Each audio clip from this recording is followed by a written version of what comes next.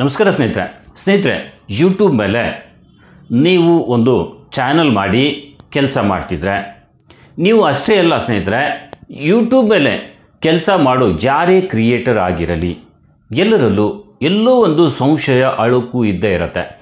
ಅದೇನೆಂದರೆ ಸ್ನೇಹಿತರೆ, ನಾನು ಯೂಟ್ಯೂಬ್ ಚಾನಲ್ ಕ್ರಿಯೇಟ್ ಮಾಡಿ ರೆಗ್ಯುಲರ್ ವಿಡಿಯೋ ಅಪ್ಲೋಡ್ ಮಾಡ್ತಿದ್ದೀನಿ, ತುಂಬ ಎಫರ್ಟ್ ಕೂಡ ಹಾಕ್ತಿದ್ದೀನಿ, ಬಿಡದೆ ಕೆಲಸ ಏನೋ ಮಾಡ್ತಿದ್ದೀನಿ. ಆದರೆ ಯೂಟ್ಯೂಬ್ ನಮ್ಮ ಚಾನಲ್ ಯಾವಾಗ ಪ್ರಮೋಟ್ ಮಾಡುತ್ತೆ, ನಮ್ಮ ಚಾನಲ್ ಯಾವಾಗ ಗ್ರೋ ಆಗಲಿಕ್ಕೆ ಸ್ಟಾರ್ಟ್ ಆಗುತ್ತೆ, ಯಾವಾಗ ಒಳ್ಳೆ ವ್ಯೂಸ್ ಬರಲಿಕ್ಕೆ ಶುರು ಆಗುತ್ತೆ ನಮ್ಮ ಚಾನಲ್ ಮೇಲೆ, ಯಾವಾಗ ಚಾನಲ್ಗೆ ಬೂಸ್ಟ್ ಸಿಗುತ್ತೆ ಅನ್ನೋ ಈ ಡೌಟ್ ಪ್ರತಿ ಹೊಸ ಯೂಟ್ಯೂಬರ್ನಲ್ಲಿ ಇದ್ದೇ ಇರುತ್ತೆ. ನಿಮ್ಗೆ ಅನಿಸ್ತಿರ್ಬೋದು, ನಾನು 6 ತಿಂಗಳು ಕೆಲಸ ಮಾಡಿದರೆ ಚಾನಲ್ ಗ್ರೋ ಆಗ್ಬೋದು, ಇಲ್ಲ ವರ್ಷನೋ 2 ವರ್ಷನೋ ಮಾಡಿದರೆ ಗ್ರೋ ಆಗ್ಬೋದು, ಎಷ್ಟು ವರ್ಷ ನಾನು ಯೂಟ್ಯೂಬ್ ಮೇಲೆ ಕೆಲಸ ಮಾಡಬೇಕು, ಎಲ್ಲಿವರೆಗೆ ಮಾಡಿದರೆ ಬೆಸ್ಟ್ ಅನ್ನೋದು ಏನಾದರೂ ಡೇಟ್ ಫಿಕ್ಸ್ ಇದೆಯಾ ಹೇಗೆ? ಅಂದರೆ ನಾನು ಚಾನಲ್ ಸ್ಟಾರ್ಟ್ ಮಾಡಿ ಇಷ್ಟು ದಿನ ಕೆಲಸ ಮಾಡಿದರೆ ನನ್ನ ಚಾನಲ್ ಬೂಸ್ಟ್ ಆಗುತ್ತೆ, ಚಾನಲ್ ಗ್ರೋ ಆಗುತ್ತೆ, ನನ್ನ ಚಾನಲನ್ನು ಯೂಟ್ಯೂಬ್ ಒಂದು ದೊಡ್ಡ ಚಾನಲ್ ಆಗಿ ಮಾಡಿ ನನಗೆ ಕೊಡುತ್ತೆ, ಚಾನಲ್ ಮೇಲೆ ಹೆಚ್ಚು ರೀಚ್ ಬರಲಿಕ್ಕೆ ಹಾಗೆ ಹೆಚ್ಚೆಚ್ಚು ವ್ಯೂಸ್ ಬರಲಿಕ್ಕೆ ಶುರು ಆಗುತ್ತೆ. ಇದಕ್ಕೇನಾದರೂ ಡೇಟ್ ಐತಾ ಹೇಗೆ ಅನ್ನೋದು ಈ ಡೌಟ್ ಪ್ರತಿ ಹೊಸ ಯೂಟ್ಯೂಬರ್ನಲ್ಲಿ ಇದ್ದೇ ಇರುತ್ತೆ. ಸೊ ಅದೇ ನಾನು ಈ ವಿಡಿಯೋದಲ್ಲಿ ನಿಮಗೆ ಹೇಳಿಕೊಡಲಿದ್ದೇನೆ. ಹೊಸ ಚಾನಲ್ಗಳನ್ನು ಯೂಟ್ಯೂಬ್ ಯಾವಾಗ ಪ್ರಮೋಟ್ ಮಾಡುತ್ತೆ ಅದು ನೋಡೋಣ ಸ್ನೇಹಿತರೆ. ಈ ವಿಡಿಯೋ ತುಂಬ ಇಂಪಾರ್ಟೆಂಟ್ ಮತ್ತು ಇನ್ಫಾರ್ಮೇಟಿವ್ ಆಗಿದೆ, ಹಾಗಾಗಿ ವಿಡಿಯೋ ಸ್ಕಿಪ್ ಮಾಡಿದೆ, ವಿಡಿಯೋ ಮಾತ್ರ ಪೂರ್ತಿ ನೋಡಿ. ಹಾಗೆ ಸ್ನೇಹಿತರೆ, ಈ ವಿಡಿಯೋಗೆ ಒಂದು ಲೈಕ್ ಕೊಡಿ. ಲೈಕ್ ಆಯಿತಾ?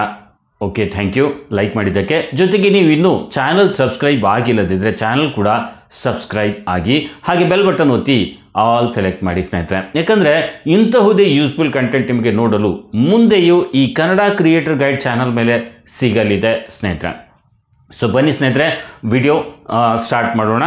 ಸೊ ಸ್ನೇಹಿತರೆ, ಮೊಟ್ಟ ಮೊದಲು ನಾವು ನೋಡೋಣ, ನಾವು ಚಾನಲ್ ಮಾಡಿದ ಮೇಲೆ ಡೈಲಿ ಎಷ್ಟು ವಿಡಿಯೋ ನಾವು ಅಪ್ಲೋಡ್ ಮಾಡ್ತೀವಿ ಅಂದ್ಕೊಳ್ಳಿ. ಇವತ್ತು ಚಾನಲ್ ಮಾಡಿ ಇವತ್ತಿಂದ ಡೈಲಿ ಒಂದು ವಿಡಿಯೋ ಆದರೆ ಅದು ವರ್ಷಕ್ಕೆ 365 ವಿಡಿಯೋಸ್ ಆಗುತ್ತೆ. ಸೊ ಇಲ್ಲಿ ನಾವು ಎಷ್ಟು ವಿಡಿಯೋ ಅಪ್ಲೋಡ್ ಮಾಡಿದರೆ ಚಾನೆಲ್ ಗ್ರೋ ಆಗಿಬಿಡುತ್ತೆ, ಇದಕ್ಕೇನಾದರೂ ಡೇಟ್ ಫಿಕ್ಸ್ ಆಯಿತಾ ಹೇಗೆ? ಇಷ್ಟು ದಿನಕ್ಕೆ ಇಂತಿಷ್ಟು ವಿಡಿಯೋ ಹಾಕಿದರೆ ವಿಡಿಯೋ ವೈರಲ್ ಆಗಿ ಚಾನಲ್ ಗ್ರೋ ಆಗಿಬಿಡುತ್ತೆ. ಸೊ ಫಸ್ಟ್ ಇಲ್ಲಿ ನಾನು ಇದು ಕ್ಲಿಯರ್ ಮಾಡ್ತೀನಿ, ಈ ರೀತಿ ಯೂಟ್ಯೂಬ್ ಮೇಲೆ ಏನೂ ಇಲ್ಲ. ಇಂತಿಷ್ಟೇ ವಿಡಿಯೋ ಇಷ್ಟೇ ದಿನ ಹಾಕಿದರೆ ಗ್ರೋ ಆಗುತ್ತೆ ಅನ್ನೋಕ್ಕಾಗಲ್ಲ. ನಿಮ್ಮ ಚಾನಲ್ ಯಾವಾಗ ಗ್ರೋ ಆಗ್ಬೋದು ಅನ್ನೋದ್ರ ಬಗ್ಗೆ ಇಲ್ಲಿ ಸ್ವಲ್ಪ ನೋಡೋಣ ಬನ್ನಿ ಸ್ನೇಹಿತರೆ. ನೀವು ಒಂದು ಹೊಸ ಚಾನಲ್ ಕ್ರಿಯೇಟ್ ಮಾಡ್ತೀರಾ ಅಂದ್ಕೊಳ್ಳಿ, ಆವಾಗ ನಿಮ್ಮ ಚಾನಲ್ ಮೇಲೆ ಸಬ್ಸ್ಕ್ರೈಬರ್ಸ್ ಎಷ್ಟಿರ್ತಾರೆ? ಒಬ್ಬರು ಚಾನಲ್ ಮೇಲೆ 20 ಇರುತ್ತೆ, ಇನ್ನೊಬ್ಬರು ಚಾನಲ್ ಮೇಲೆ 50, 100 ಇರುತ್ತೆ. ಯಾಕಂದರೆ ಸ್ಟಾರ್ಟಿಂಗ್ನಲ್ಲಿ ನೀವೇನು ಮಾಡ್ತೀರಾ, ನಿಮ್ಮ ಪರಿಚಯದವರಿಗೆ, ಫ್ರೆಂಡ್ಸ್ಗೆ, ಫ್ಯಾಮಿಲಿ ಮೆಂಬರ್ಸ್ಗೆ ನಿಮ್ಮ video link, channel link share ಮಾಡ್ತೀರಾ, ಅವ್ರಿಗೆ ವಿಡಿಯೋ ನೋಡಲಿಕ್ಕೆ ಹಾಗೆ ಚಾನಲ್ ಸಬ್ಸ್ಕ್ರೈಬ್ ಮಾಡಲಿಕ್ಕೆ ಹೇಳ್ತೀರಾ. ಹೀಗೆ ಮಾಡಿ ಚಾನಲ್ ಸ್ಟಾರ್ಟ್ನಲ್ಲೇ 100 ಸಬ್ಸ್ಕ್ರೈಬರ್ಸ್ ಗೇನ್ ಮಾಡ್ತೀರಾ. ಮುಂದೆ ಚಾನಲ್ ಮೇಲೆ ವಿಡಿಯೋ ಹಾಕಿದ ತಕ್ಷಣ 20-50 ವ್ಯೂಸ್ ಬಂದುಬಿಡುತ್ತೆ. ಯಾಕಂದರೆ ವಿಡಿಯೋ ನೋಡೋರು ನಿಮ್ಮ ಪರಿಚಯದವರಾಗಿದ್ದಾರೆ. ಹಾಗಾಗಿ ಇನ್ನು ಇಲ್ಲಿ ನೀವು ಚಾನಲ್ ಕ್ರಿಯೇಟ್ ಮಾಡುವಾಗ ನಿಮ್ಮ ಇಂಟ್ರೆಸ್ಟ್ ಏನು, ಕೆಟಗರಿ ಏನು ಸೆಲೆಕ್ಟ್ ಮಾಡಿದಿರಿ, ಇದು ಇಂಪಾರ್ಟೆಂಟ್ ಆಗುತ್ತೆ. ಎಕ್ಸಾಂಪಲ್, ನೀವು ಏನೋ ಒಂದು ಕಂಪ್ಯೂಟರ್ ನಾಲೆಜ್ ಬಗ್ಗೆ ವಿಡಿಯೋ ಮಾಡಿ ಹಾಕ್ತಿದ್ದೀರಾ, ಆ ವಿಡಿಯೋ ನಿಮ್ಮ ಪರಿಚಯದವರಿಗೆ ಶೇರ್ ಮಾಡ್ತೀರಾ. ನಿಮ್ಗೇನು ಅನಿಸುತ್ತೆ, ಆ ವಿಡಿಯೋ ಅವರು ನೋಡ್ಬೋದಾ? ನೋ, ಗ್ಯಾರಂಟಿ ಇಲ್ಲ. ನೋಡ್ಬೋದು, ನೋಡದೇ ಇರ್ಬೋದು. ಅದರಲ್ಲಿ ಕೆಲವರು ನೋಡ್ಬೋದು, ಯಾಕಂದರೆ ನೀವು ಹೇಳಿರ್ತೀರ ನಾನು ವಿಡಿಯೋ ಶೇರ್ ಮಾಡಿದರೆ ಪೂರ್ತಿ ನೋಡಿ ಅಂತ. ಸೊ ಹಾಗಾಗಿ ವಿಡಿಯೋ ನೋಡ್ತಾರೆ. ಬಟ್ ಮ್ಯಾಕ್ಸಿಮಮ್ ಜನ ವಿಡಿಯೋ ನೋಡಲ್ಲ, ಯಾಕಂದರೆ ಅವರಿಗೆ ಇಂಟ್ರೆಸ್ಟ್ ಇಲ್ಲ. ನೀವು ಶೇರ್ ಮಾಡಿರೋರಲ್ಲಿ ಹಲವರ ಚಾನಲ್ ಇರಲ್ಲ. ಒಂದು ವೇಳೆ ಚಾನಲ್ ಇತ್ತು ಅಂದರೆ ಅವರು ನೋಡ್ಬೋದು, ನೀವು ಅವರ ವಿಡಿಯೋ ನೋಡ್ತೀರಾ ಅನ್ನೋ ಆಸೆಗಾಗಿ. ಬಟ್ ಮ್ಯಾಕ್ಸಿಮಮ್ ಜನ ನೋಡಲ್ಲ. ಇನ್ನು ಹಲವರ ಹತ್ರ ನೀವು ವಿಡಿಯೋ ಶೇರ್ ಮಾಡಿದ್ದೀರಾ, ಏನೋ ನೀವು ಶೇರ್ ಮಾಡಿದ್ದೀರಾ ಅಂತ ಬರೀ ಓಪನ್ ಮಾಡಿ 5-10 ಸೆಕೆಂಡ್ ವಿಡಿಯೋ ನೋಡಿ ಬಿಟ್ಬಿಡ್ತಾರೆ. ಸೊ ಇದರಿಂದ ಆ ವಿಡಿಯೋ ಮೇಲೆ ವಾಚ್ ಟೈಮ್ ಬರಲ್ಲ. ಇದರಿಂದ ಏನಾಗುತ್ತೆ ಅಂದರೆ ವಿಡಿಯೋ ಮೇಲೆ ಬ್ಯಾಡ್ ಇಂಪ್ಯಾಕ್ಟ್ ಬೀಳುತ್ತೆ. ಆ ವಿಡಿಯೋದಲ್ಲಿ ಹಾಕಿರೋ ಕಂಟೆಂಟಲ್ಲಿ ಜೀವ ಇಲ್ಲ, ಅದಕ್ಕೆ ಜನ ಇಷ್ಟಪಡ್ತಿಲ್ಲ, ಜನ ಪೂರ್ತಿ ನೋಡ್ತಿಲ್ಲ ಅನ್ನೋದು ಯೂಟ್ಯೂಬ್ಗೆ ಬ್ಯಾಡ್ ಮೆಸೇಜ್ ಹೋಗುತ್ತೆ. ಮುಂದೆ ಅದನ್ನು ಯೂಟ್ಯೂಬ್ ಸಜೆಸ್ಟ್ ಮಾಡಲ್ಲ, ವಿಡಿಯೋದ ರೀಚ್ ಕಡಿಮೆ ಆಗುತ್ತೆ, ಜಾಸ್ತಿ ಜನಕ್ಕೆ ನಿಮ್ಮ ವಿಡಿಯೋದ ಇಂಪ್ರೆಷನ್ಸ್ ಹೋಗಲ್ಲ. ಸೊ ಹಾಗಾಗಿ ವಿಡಿಯೋ ಮೇಲೆ ವ್ಯೂಸ್ ಕಡಿಮೆ ಆಗುತ್ತೆ. ಸೊ ನೀವು ಅನ್ಕೋಬಹುದು, ಹಾಗಂದರೆ ನಾವು ಶೇರ್ ಮಾಡೋದೇ ಬೇಡವಾ ಅಂತ. ಇಲ್ಲ, ಹಾಗಲ್ಲ, ಶೇರ್ ಮಾಡಿ, ಬಟ್ ಅದು ಕರೆಕ್ಟ್ ಆಡಿಯನ್ಸ್ ಹತ್ರ. ನಿಮ್ಮ ಟಾಪಿಕ್ನಲ್ಲಿ ಯಾರು ಇಂಟ್ರೆಸ್ಟ್ ಇದ್ದಾರೆ ಅಂಥವರಿಗೆ ಟಾರ್ಗೆಟ್ ಮಾಡಿ, ಅವರಿಗೆ ಆ ವಿಡಿಯೋ ಶೇರ್ ಮಾಡಿ. ನೀವು ಶೇರ್ ಮಾಡಿದ ವಿಡಿಯೋ ಅಟ್ಲೀಸ್ಟ್ 80% ಜನ ನೋಡಬೇಕು, ಅಂಥವರ ಹತ್ರ ಶೇರ್ ಮಾಡಿ. ಏಕೆಂದರೆ ಹೊಸ ಚಾನೆಲ್ ಮಾಡಿದಾಗ ಒಂದು ವಿಡಿಯೋ ಅಪ್ಲೋಡ್ ಮಾಡಿದರೆ ಆ ವಿಡಿಯೋ ಮೇಲೆ ಎಷ್ಟು ವಾಚ್ ಟೈಮ್ ಬಂತು ಇದು ತುಂಬ ಮ್ಯಾಟರ್ ಮಾಡುತ್ತೆ ಸ್ನೇಹಿತರೆ. ವಿಡಿಯೋ ಮೇಲೆ ಬರೋ ವಾಚ್ ಟೈಮ್ ಮೇಲೆ ಯೂಟ್ಯೂಬ್ ಇನ್ನಷ್ಟು ಜನರ ಹತ್ರ ವಿಡಿಯೋ ಸಜೆಸ್ಟ್ ಮಾಡುತ್ತೆ. ಕಡಿಮೆ ವಾಚ್ ಟೈಮ್ ಬಂತು ಅಂದರೆ ಇಂಪ್ರೆಷನ್ ಕಡಿಮೆ ಬರೋಕ್ಕೆ ಸ್ಟಾರ್ಟ್ ಆಗುತ್ತೆ, ಹಾಗೆ ಮುಂದೆ ಇಂಪ್ರೆಷನ್ ಬರೋದೇ ನಿಂತು ಹೋಗುತ್ತೆ. ನೋಡಿ, ನೀವು ಚಾನಲ್ ಮೇಲೆ ಏನೇ ವಿಡಿಯೋ ಹಾಕಿ ನಿಮ್ಮ ವಿಡಿಯೋದ ನೋಟಿಫಿಕೇಷನ್ ತುಂಬ ಜನರಿಗೆ ಯೂಟ್ಯೂಬ್ ಕಳುಹಿಸುತ್ತೆ.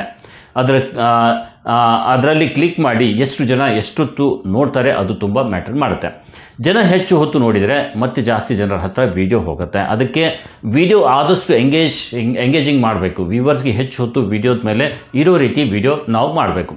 ಇನ್ನು ಎಷ್ಟು ಜನರಿಗೆ ಯೂಟ್ಯೂಬ್ ನಮ್ಮ ವಿಡಿಯೋದ ಇಂಪ್ರೆಷನ್ ಕಳುಹಿಸುತ್ತೆ, ಎಲ್ಲಿ ನೋಡೋದು ಬನ್ನಿ, ಅದು ಕೂಡ ನಾವು ನೋಡೋಣ. ಸೊ ಫಸ್ಟ್ ಏನು ಮಾಡಬೇಕು ಸ್ನೇಹಿತರೆ, ನಾವು YT ಸ್ಟುಡಿಯೋನ ಓಪನ್ ಮಾಡಬೇಕು. ಓಪನ್ ಮಾಡಿದ ತಕ್ಷಣ ನಮಗೆ ಈ ರೀತಿ ಒಂದು ಇಂಟರ್ಫೇಸ್ ಸಿಗುತ್ತೆ, ಇಲ್ಲಿ ನೋಡ್ಬೋದು.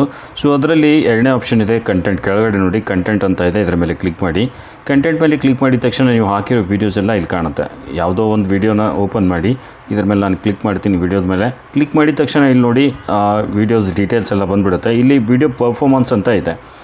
ಸೊ ಈ ವಿಡಿಯೋ ಪರ್ಫಾರ್ಮೆನ್ಸ್ ಮೇಲೆ ಕ್ಲಿಕ್ ಮಾಡೋಣ.